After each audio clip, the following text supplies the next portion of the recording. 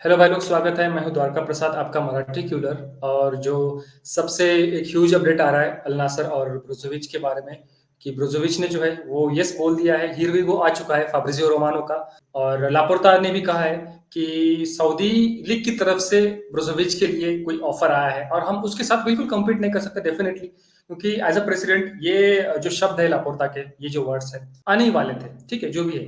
और सीन ऐसा था कि केसी अगर जाएगा देन बारसा जा सकते हैं ब्रोजोविच के लिए वगैरह वगैरह वगैरह।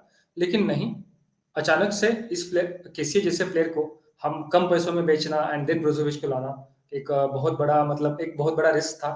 और डेफिनेटली सऊदी लीग की तरफ से जो अल नासर की तरफ से जो ऑफर था ब्रोजोविच के लिए फाइनेंशियली बेटर था। और चलो ठीक है, जो भी है। और अगर वो प्लेयर किसी अच्छे क्लब के लिए खेलने से बजाय अगर पैसे को अगर ज्यादा प्रायोरिटी दे रहा है तो चलो ठीक है, उसके साथ हम बिल्कुल कम्पीट नहीं कर सकते, ये बात भी है। तो अभी क्वेश्चन यही रहता है कि अगर ब्रोजोविच बारसा में अब नहीं आ रहा है ना, तो अब बारसा किसको साइन करना चाहेंगे? क्या हम निको गोंजालेस को रख सकते हैं? मुझे लगता है कि 50-50% जो है इसका थोड़ा सा, मतलब मैं हाँ भी हो सकता है, नहीं भी हो सकता है, क्योंकि जावी जो है वो मोस्टली यंगस्टर्स के ऊपर उतना भरोसा नहीं करने वाला कोच है। और उसके चलते निको गोंजालेस को सेल करने की, लोन करने की भी जो न्यूज़ सामने आ रही थी। इवन अंसु फटी की भी वही न्यूज़ आ रही थी। तो निको गोंजालेस का अभी मुझे लगता है कि ब्रोजोविच के नहीं आने से एक तरीके से हमको एक मुझे लगता है कि निको गोंजालेस की तरफ से एक प्लस पॉइंट है।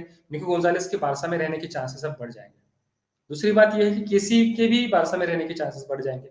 और ओरियल रोमियो, जो कि जिरोना का जो डिफेंसिव मिडफील्डर है, एक अच्छा प्लेयर है, बहुत ही बढ़िया, और बारसा के प्लेइंग स्टाइल को जानता भी है, स्पेनिश लीग में खेलता है। तो वहां पर हमको एक अच्छा प्लेयर हमारे लिए आ सकता है। लेकिन क्वेश्चन वही रहता है, एज जो है, एज का जो फैक्टर है ना रोमियो का, वो थोड़ा सा ज्यादा है। रोमियो का जो एज जो है, मेरे ख्याल से 30+ है बंदा। तो वही हो जाएगा, जावी के अंडर जो है स्पेनिश प्लेयर्स आ रहे हैं, 30+ प्लेयर्स आ रहे हैं। और इस स्क्वाड के साथ, ऐसे प्लेयर्स के साथ हम यूरोप में कम्पीट नहीं कर सकते वगैरह वगैरह, जो भी चीजें। तो अभी हमको देखना होगा, क्योंकि हम एग्रेसिवली अर्दा गुलर के लिए भी जा रहे हैं। अगर हम अर्दा गुलर के लिए जा रहे हैं तो उससे पहले हमको हमारे क्लब की जितनी भी जो कचरा भरा पड़ा है, उमतीती है, लेंगले है, कोलादो, ट्रिनकाओ, डेस्ट और एरिक गार्सिया, फेरन टोरेस, ये हमको सबसे पहले बाहर निकालने पड़ेंगे। एंड देन उसके बाद हमको गुंडोगन को रजिस्टर करना है, हमको विटर रॉक को रजिस्टर करना है, उसके बाद इनिगो मार्टिनेज को रजिस्टर करना है, एंड देन उसके बाद अर्दा गुलर को लाएंगे आप, चाहे या फिर कोई दूसरे प्लेयर को लाएंगे, ओरियल रोमियो को लाएंगे। ये सारे प्लेयर्स को आपको रिन्यू करना है। तो ये भी सारी चीजें हैं। तो देखते हैं क्या बार्सिलोना डिफेंसिव मिडफील्डर की, किसी दूसरे डिफेंसिव मिडफील्डर, अच्छे डिफेंसिव मिडफील्डर की तलाश के लिए जाते हैं, तलाश करते हैं, या फिर केसीए एंड निको गोंजालेस को रखना चाहेंगे और ओरियल रोमियो का भी एडिशन करना चाहेंगे इस टीम में। हमको आने वाले समय में पता चलेगा, क्योंकि यार सीन ऐसा है ना कि अभी अल नासर और ब्रोजोविच का एक न्यूज आ रहा है, ये बहुत बड़ा अपडेट है। लेकिन ब्रोजोविच का कोई अच्छा रिप्लेसमेंट कम पैसों में मार्केट में अवेलेबल नहीं है डेफिनेटली अभी फिलहाल। ऐसा भी हो सकता है कि हम केसी को भी रख सकते हैं हमारे टीम में और उस पोजीशन में यूज कर सकते हैं, क्योंकि हमारे पास गुंडोगन भी है। तो फ्रेंकी डियोंग और केसी भी उस पोजीशन में खेल सकते हैं, और साथ ही साथ हम निको गोंजालेस को भी डेवलप कर सकते हैं। ऐसा भी कुछ सिनारियो हम देख सकते हैं। लेकिन सब जो सारी चीजें हैं कोच के ऊपर डिपेंड करेगी, हमारे स्पोर्टिंग डायरेक्टर के ऊपर डिपेंड करेगी।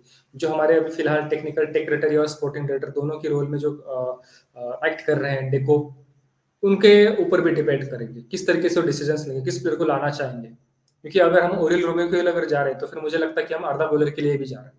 क्योंकि अगर डिफेंसिव मिडफील्डर के किसी अच्छे प्लेयर को अगर आप साइन नहीं करना चाह रहे हो, या फिर नहीं कर पा रहे हो, या फिर कोई अच्छा प्लेयर अवेलेबल नहीं है मार्केट में, आप जितना पैसा खर्च करने के लिए तैयार हो उतने पैसों में, तो फिर डेफिनेटली एक अच्छा अटैकिंग मिडफील्डर भी जो है तलाश कर रहे हैं बार्सिलोना। वैसे भी जावी जो है, मैंने हर स्ट्रीम में बताया जिस तरीके से सांटी काजोरला, अंद्रेस इनिएस्टा और डेविड सिल्वा जैसी जो प्रोफाइल है एक अटैकिंग मिडफील्डर की, वो प्रोफाइल ढूंढ रहे हैं।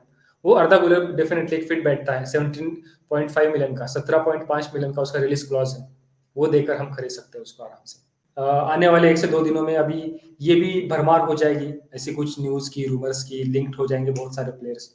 ओरेल रोमियो हो गया और या फिर कोई दूसरे भी डिफेंसिव मिडफील्डर्स है, डेनियल परेहो का भी जो है रूल आउट कर दिया गया था। शायद वो भी जो टॉपिक है फिर से अभी उसी को हॉट टॉपिक बना देंगे कुछ रिपोर्टर्स जो है अपनी दुकान चलाने के लिए। आने वाले समय में पता चल ही जाएगा। मुझे लगता है कि 2 से 3 दिनों के अंदर-अंदर हमको पता चल जाएगा कि बार्सा किसको साइन कर सकता है डिफेंसिव मिडफील्डर के तौर पे। क्योंकि रूमर्स तो बहुत सारे आएँगे, लेकिन जेन्युइन जो सोर्सेस हैं, वो भी कभी-कभी गलत रिपोर्ट्स दे देते थे। तो देखते हैं क्या होगा। लेकिन ब्रोजोविच के अल नासर के जाने से जो है बार्सा का जो जिस तरीके से हम देख रहे थे, ब्रोजोविच को हम कंसिडर कर रहे थे हमारे नेक्स्ट सीज़न के लिए, आने वाले सीज़न के लिए, तो वो जो चीज़ें हैं, वो सारी चीज़ें अभी लगभग ज़ीरो हुई हैं। तो देखते हैं क्या होगा, हम सबको पता चल ही जाएगा।